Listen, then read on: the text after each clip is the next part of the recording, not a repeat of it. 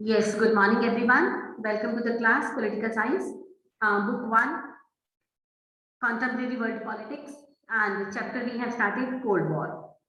So little we will do recapitulation. Yesterday we have done the question why super powerful countries or big countries need smaller countries. Yes, 4 points we have discussed, that why super powerful countries need smaller countries help. Like they need oil and minerals, they need space for the weapons, then they need economic support and location for the spy on each other. तो इन सब चीजों के लिए उनको जरूरत होती है, तो वो हेल्प चाहते हैं smaller countries की.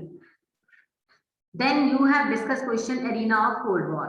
Mention and discuss the arena of Cold War. Cold War का क्या क्या एरिया था, कहाँ पर क्या क्या होता था, कैसे क्राइसिस बढ़े और कैसे थर्ड वर्ल्ड वॉर नहीं हुई, छोटी छोटी वॉर्स हुई थी बट दोनों आपस में अंदर से लड़ते रहे थे. ये हमने कल डिस्कस किया था. फिर हमने लास्ट पॉइंट फिनिश करा था नैम का. ठीक है, नैम यानी नॉन अलाइंड मूवमेंट, और पंडित जवाहरलाल नेहरू इसके फाउंडर प्रेसिडेंट थे. And those country who got newly independence like India and other countries those who don't want to didn't want to include in any block, so they joined NAM. उन्होंने NAM join कर दिया था. ठीक है, now Sukhman unmute yourself बेटा. Yes, ma'am. Sukhman हमने कहाँ तक पढ़ा था? Evident that, ma'am. We have to start from, however, page number 8.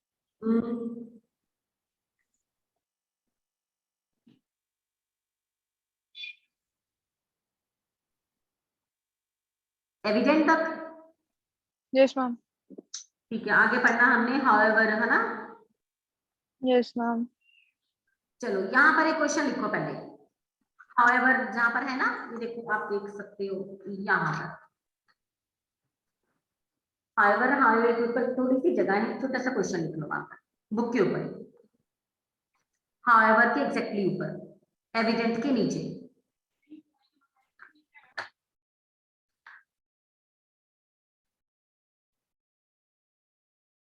The Cold War produced an arms race. How?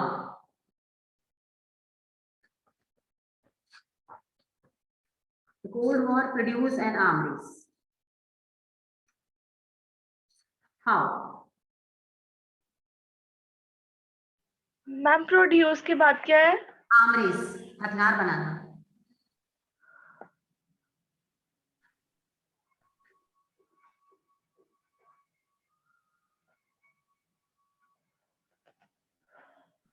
अब देखो क्वेश्चन ये है, पहले क्वेश्चन क्लियर करो. क्वेश्चन में ये है कि कोल्ड वॉर की वजह से ना आर्म रेस शुरू हो गई, वेपन्स बनाने की दौड़ शुरू हो गई. सबसे पहले ये काम शुरू किया इन्हीं कंट्रीज ने. पहले तो फर्स्ट वर्ल्ड वॉर के बाद भी ये सब था. सेकेंड वर्ल्ड वॉर 1945 के बाद दो सुपर पावरफुल कंट्रीज थे, अमेरिका और सोवियत यूनियन. कोल्ड वॉर चल रही थी, दोनों ही अंदर एक दूसरे से वो लोग जेलसी करते थे. तो उन्होंने क्या किया, अंदर ही अंदर अपने एटम बम और न्यूक्लियर पावर बम बनाने शुरू कर दिए. उनकी देखा देखी बाकियों ने भी बनाने शुरू कर दिए. अब ये क्यों बनाए? इसीलिए बनाए सेल्फ डिफेंस के लिए कि हमें भी अपनी हिफाजत करनी है ना.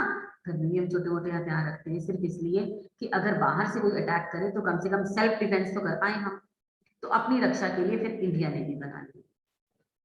बट इसके चलते कभी किसी ने ये नहीं सोचा इतने सारे एटम बम बनाकर, न्यूक्लियर पावर बम बनाकर कितना खतरा. अगर बाई चांस गलती से भी वो ऑन हो गए तो who will be responsible?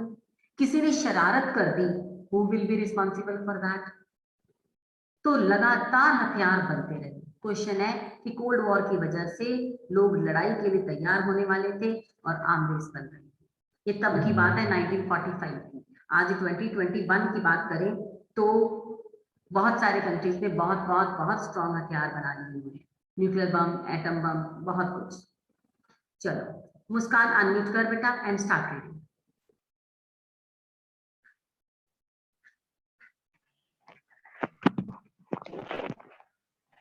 However, since the Cold War did not eliminate rivalries between the two alliances, mutual suspicions led to them arm themselves to the teeth and to constantly prepare for war.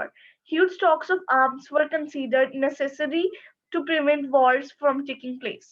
Yes, अब मुस्कान ने ये पढ़ा कि जब से cold war की वजह से दो ब्लॉक्स बने थे, म्यूचुअल सस्पिशन हो गया था, आपस में एक दूसरे पर वो शक करते थे, इसकी वजह से themselves to the teeth and to constantly prepare for war। तो लगातार वो वॉर के लिए बिल्कुल तैयार होके बैठे थे और लगातार हथियार बना रहे थे।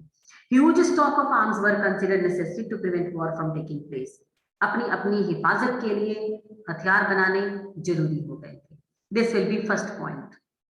सिंस, हाउएवर वर्ड मत लिखना, सिंस से शुरू करो, सिंस से प्लेस तक। This will be first point. चल बेटा मुस्कान आगे बढ़ो। The two sides understood that war might occur in spite of restraint. Either side might miscalculate the number of weapons in the possession of the other side. They might misunderstand the intentions of the other sides. Besides, what if there was a nuclear accident? What would happen if someone fired off a nuclear weapon by mistake, or if a soldier mischievously shot off a weapon deliberately to start a war? What if an accident occurred with a nuclear weapon? How would the leaders of that country know it was an accident and not an act of sabotage by the enemy, or that a missile had not landed from the other side? Sabotage का meaning लिखो। Last में पढ़ा इसने sabotage, last में पढ़ा ना sabotage. Sabotage का meaning लिखो। Invitation of war, invitation of war. चलो वही बात हुई ना जो मैंने बोली थी, मुस्कान ने वही बात पढ़ी है कि the two side understand that war might occur in spite of restraint। जितना कोशिश मर्जी कर लो वॉर होगी ही होगी। इस चक्कर में दोनों ने हथियार बना लिए, पर किसी ने ये नहीं सोचा अगर एक्सीडेंट हो गया, कोई एक्सीडेंटली कोई न्यूक्लियर बॉम्ब फट गया, या किसी ने शरारत कर दी मिसचीव से, या गलती से ऐसा हो गया, तो फिर कौन जिम्मेवार है? अगला कंट्री थोड़ी ये सोचेगा या समझेगा कि इससे गलती से हुआ, क्योंकि ऐसी गलती तो ब्लंडर होता है। तो लगातार हथियार बनाने की दौड़ जो चल पड़ी थी उसकी वजह से जो थी वो इनविटेशन ऑफ वॉर हो गया, सैबोटेज हो गया कि ये तो बाय मिस्टेक भी अगर ऐसा होता है तो दूसरे को इनविटेशन ऑफ वॉर का, भाई वॉर के लिए रेडी हो जाओ और मैंने ही लड़ाई शुरू करी है, ठीक है। तो चाहे अगला तैयार भी ना हो, मतलब एक कंट्री से बाय मिस्टेक अगर ऐसा ब्लास्ट हो गया है, बट नेक्स्ट कंट्री कभी कंसिडर नहीं करेगा कि इससे जानबूझकर हुआ, वॉर तो फिर लगेगी ही लगेगी। नेक्स्ट आगे पेज चलो। बेटा ये सेकंड पॉइंट बना लो, लॉन्ग है इसको अपने आप शॉर्ट कर लेना, जितना चाहे शॉर्ट कर लेना, बस सेंस बन जाए उतनी जितनी मैंने पढ़ानी है। नेक्स्ट चलो बेटा, next page. In time, Sukhman read.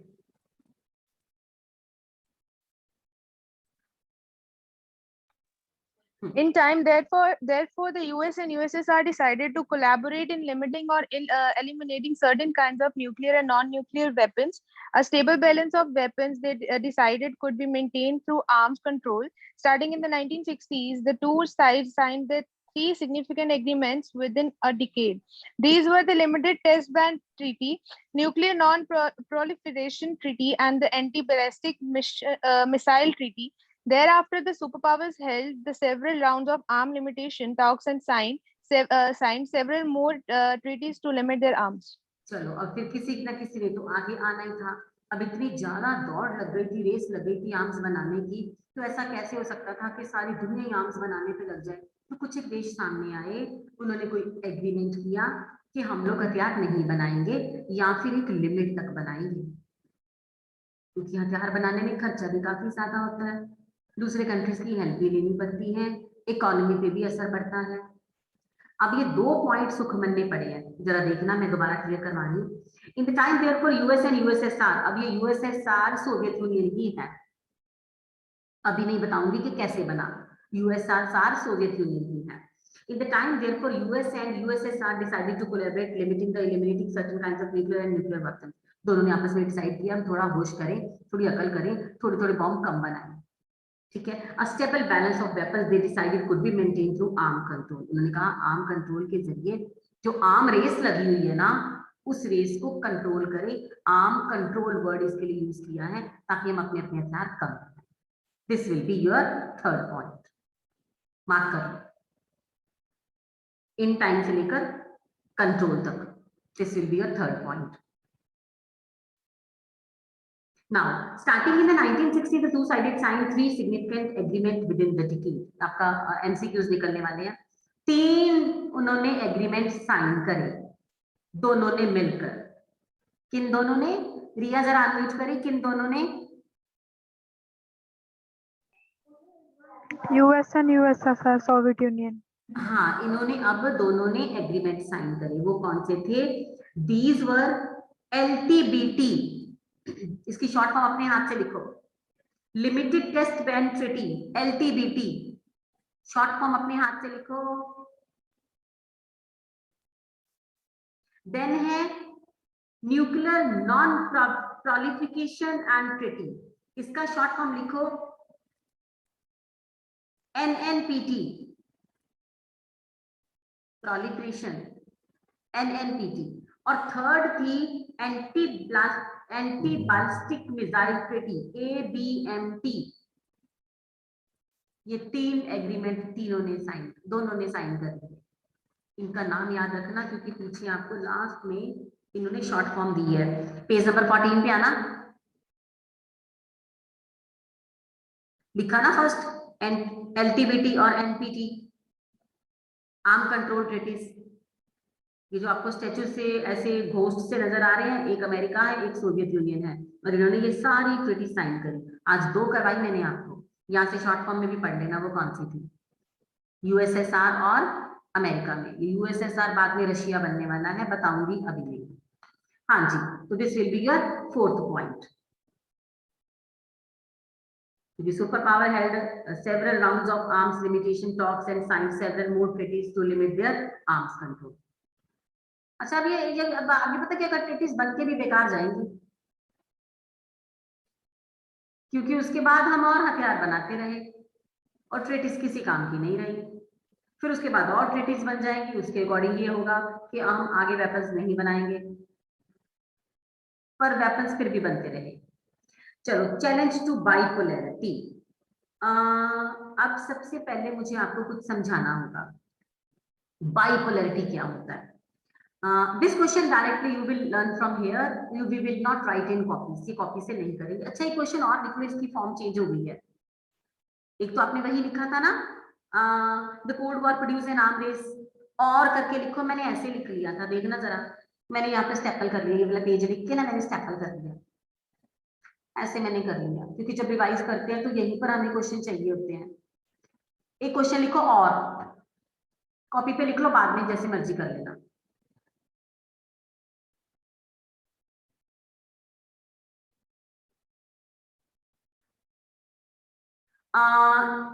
Inverted comma begin. The cold war produce an arm race. ऐसे करके इन्वर्टेड कॉमा डाल दो. The Cold War began an arm race as well as arms control.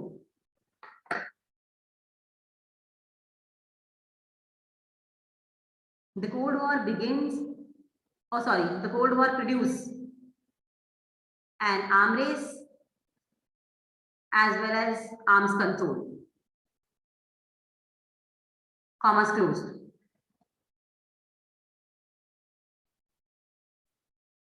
What were the reasons for both of the developments?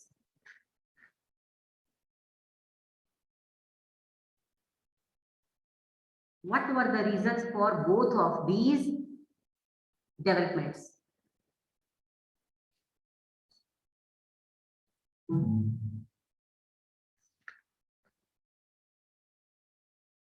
अच्छा, मुझे ये बताओ, choice आपसे पूछ लेते हैं. अगला पढ़ना है चैलेंज टू बाइपोलैरिटी या फिर कार्टून्स कर ले. कार्टून, चलो ठीक है. मैं लिप रीडिंग समझ गई सुखमन की. हाँ जी, कार्टून कर लेते हैं. बाइपोलैरिटी कल करवा दूंगी क्योंकि बिल्कुल डिफरेंट टॉपिक है, तो मजा आएगा. कल शुरू से शुरू करेंगे. अच्छा, कार्टून देखना. ये आपको कॉपी पे लिखने पड़ेंगे, पर अभी नहीं, अभी रुक जाओ, पहले सुन लो अच्छे से. जब तक अभी पिक्चर समझ नहीं आती. ये 5 मार्क्स का आना है और थोड़े से डिफिकल्ट है. ग्रेड अपने 11 में इजी थे, बट यहाँ पर थोड़े से डिफिकल्ट है और ये 5 मार्क्स का आना है. तो पिक्चर हमें अच्छे से समझ आनी चाहिए. फिर ही हम उसको एक्सप्लेन कर सकते हैं. If the picture is clear to us, then examiner can ask any kind of question to us, we will answer. अच्छा, अब आपको पता, ये तो पता चल रहा है कि किन दोनों में झगड़ा हो रहा है. अरमान, किन दोनों में झगड़ा हो रहा है भाई? यूएसए सोवियत यूनियन है. अच्छा, यूएस और यूएसएसआर में. अच्छा, वैसे तुझे क्या लगता है ज्यादा पावरफुल कौन रहेगा, यूएसएसआर के यूएस? यूएस. यूएस रहेगा. चलो अब इस कार्टून पे आ जाओ, बड़ा मजेदार कार्टून है. हाँ, अच्छा, पहले मैं यहाँ से ना इंफॉर्मेशन पढ़ रही हूँ. Drawn by well known Indian cartoonist. लो जी, इंडिया के कार्टूनिस्ट ने बनाया ये. इंडियन कार्टूनिस्ट क्यूटी. These two cartoons depict an Indian view of the Cold War.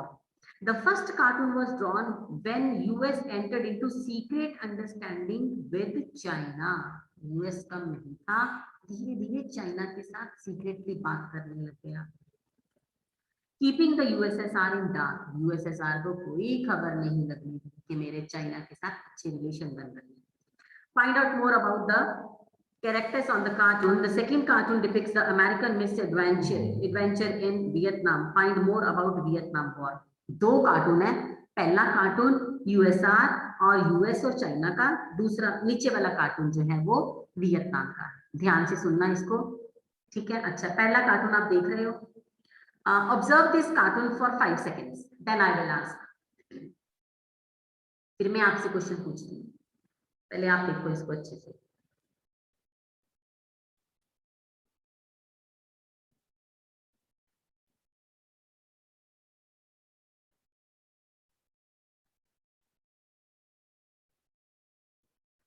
Park में बैठे हैं दो जन, मेल एंड फीमेल, ठीक है?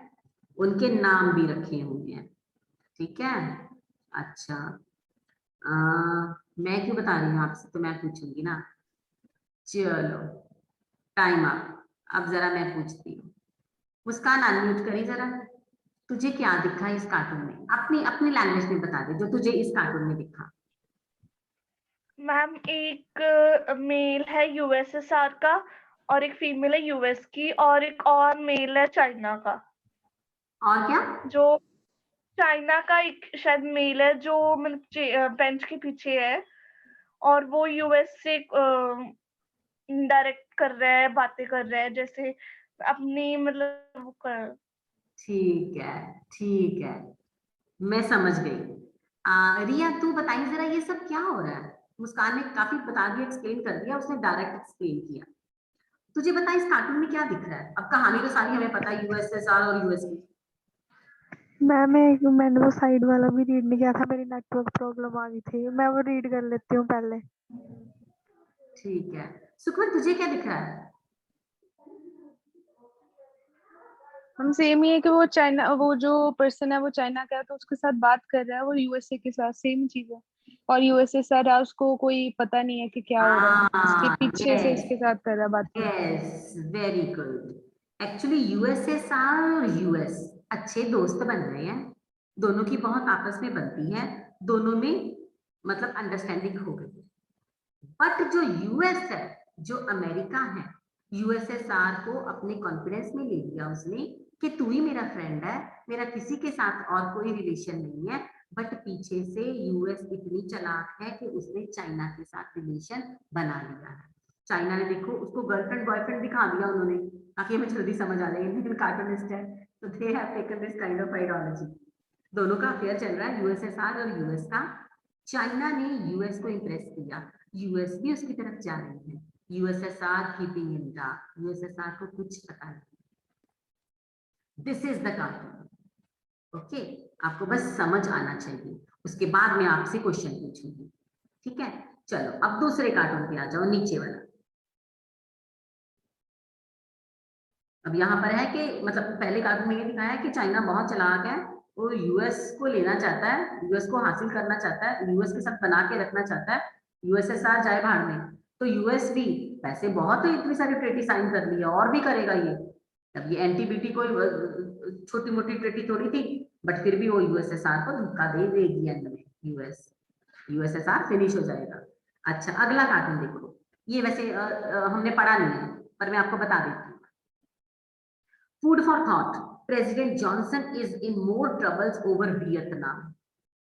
अच्छा, आप पहले कार्टून ऑब्जर्व करो 10 सेकंड के लिए, फिर मैं पूछती हूँ आपको कार्टून में क्या दिखा। कार्टून अगर क्लियर है, पिक्चर्स क्लियर है ना, तो फिर कैसे भी मैं क्वेश्चन पूछ सकती हूँ। Observe this cartoon for 10 seconds.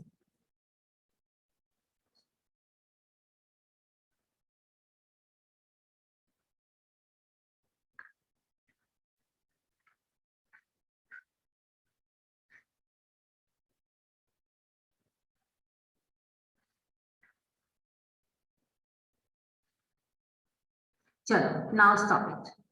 Armaan unmute कर बेटा। तुझे इस कार्टून में क्या दिख रहा है?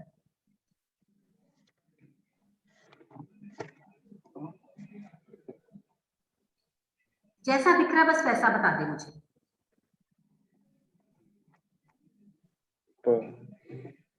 हाँ, खाने का टेबल है।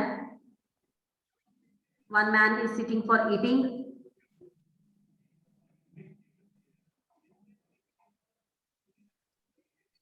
बता ना, खाने पे क्या लिखा, वो जो खाना जा रहा है, फिश है कि वो केकड़ा है, जो भी है बोलो ना। तुझे दिख रहा है पर तू बता नहीं रहा। चलो कोई बात नहीं। रिया तू बता, तुझे क्या दिख रहा है? ये फोटो में कार्टून में क्या है? जो यूएस का प्रेसिडेंट है जॉनसन, वो वियतनाम पे मतलब उसको ट्रबल करना चाह रहा है उसको। किसको? जो वियतनाम है। वियतनाम में, और उसको खाना चाह रहा है ना। पहली फोटो में हमें ये दिख रहा है। दूसरी फोटो में क्या दिखा हमें? वियतनाम खा उसी रहा को है। खा गया, उसी को खा गया, है ना। ये दिख रहा है। चलो now I am going to explain the cartoon. Now this man is America. लिखो यहाँ पर, इसकी लिखो जहां पर ऊपर स्पेस थी ना, लिखो दिस इज यूएस, ये अमेरिका है। और खाने बैठा है वियतनाम को। खाना खाने बैठा है और फिश का नाम है, फिश है केकड़ा जो भी है ना, ये मैं बता दूंगी आपको जब तक क्वेश्चंस करेंगे ना। तो ये वियतनाम को खाने बैठा है। वियतनाम छोटा सा देश था। हाँ बेटा, Crab है crab. क्रैब। क्रैब, उस क्रैब को खाने बैठा है। खाने बैठा, उसने सोचा छोटा सा कीड़ा है, छोटा सा तो है ये कीड़ा। वियतनाम एक्चुअली छोटा सा देश था। उसने वियतनाम को कभी भी किसी पावर को अंडर एस्टिमेट नहीं करना चाहिए। अमेरिका ने सोचा मैं बड़ा पावरफुल कंट्री हूँ, वियतनाम तो मेरे लिए बाएं हाथ का काम है, इसको खा जाऊंगा मैं, इसको हरा दूंगा मैं। पर वियतनाम की मिलिट्री पावर काफी स्ट्रांग थी और पूरी उसकी आर्मी की प्लानिंग थी। जैसे ही उसने अटैक किया वियतनाम पर, वियतनाम ने अच्छे से फिर मजा चखाया और अमेरिका को हरा दिया। उसके बाद फिर अमेरिका ने वियतनाम की तरफ नहीं देखा। बस ये छोटी सी स्टोरी है इस कार्टून के पीछे। ठीक है, अब हमेशा याद रखना आपने पूरा साल, ये कार्टून क्या कहता है। अमेरिका वियतनाम को खाने लगा है, वियतनाम कहता है मैं तुझे खा जाऊंगा, तुझे मैं हरा दूंगा। छोटा सा वो क्रैब है पर वो डरा नहीं है। So this is the story behind. Indian cartoonist ने बनाया ये कार्टून भाई। तो this is the story behind the both the cartoons. ठीक है, बस आज इतना ही करना है। थोड़ा सा पढ़ेंगे नहीं, और कॉपी खोलना जरा, ओपन योर कॉपीज, छोटा सा एक क्वेश्चन लिखेंगे, डोंट वरी, ज्यादा काम नहीं दूंगी। Open your copy, write down today's date 20 March.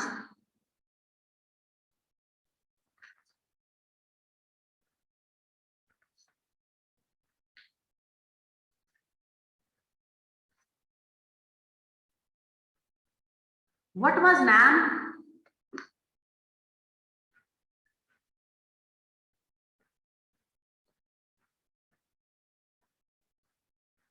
What was NAM?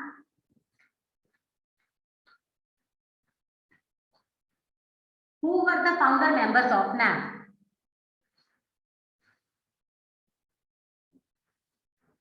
What was NAM? Who was the founder member of NAM?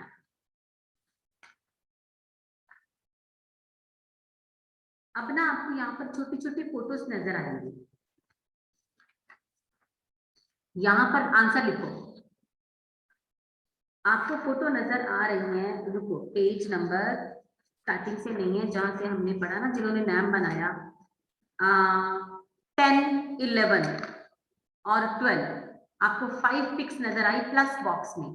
ये देखो, इसको प्लस बॉक्स कहते हैं। देखना जरा स्क्रीन पे, देखो यहाँ प्लस बना ना, मुस्कान देख स्क्रीन पे, ये प्लस बना ना, तो इसको प्लस बॉक्स कहते हैं। You will get 5 plus boxes here. I am telling you the name. First founder figure of NAM, Joseph Broz Tito. Second, Jawaharlal Nehru. Third, Gamal Abdul Nasser. Fourth, Sukarno.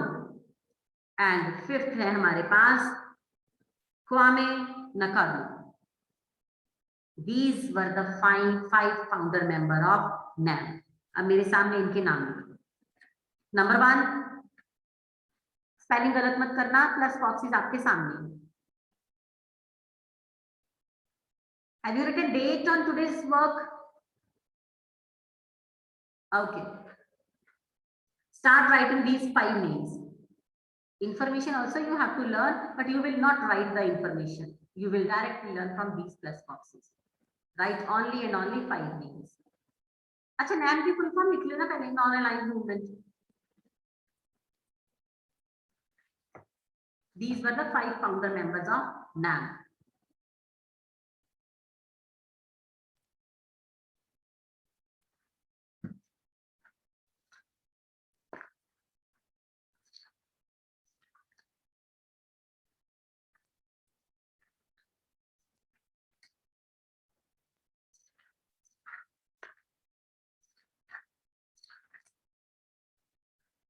And tomorrow we will do cartoon based questions, और उसके साथ में हम लोग मैं bipolarity भी करवा दूंगी। अरमान लिख रहे हो ना?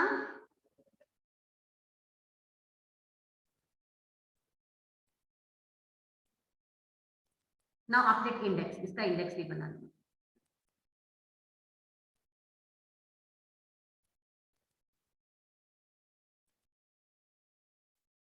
चलो, now I am going to end up the class and tomorrow we will write the questions from both the cartoons and bipolarity, थोड़ा सा पढ़ा दूंगी।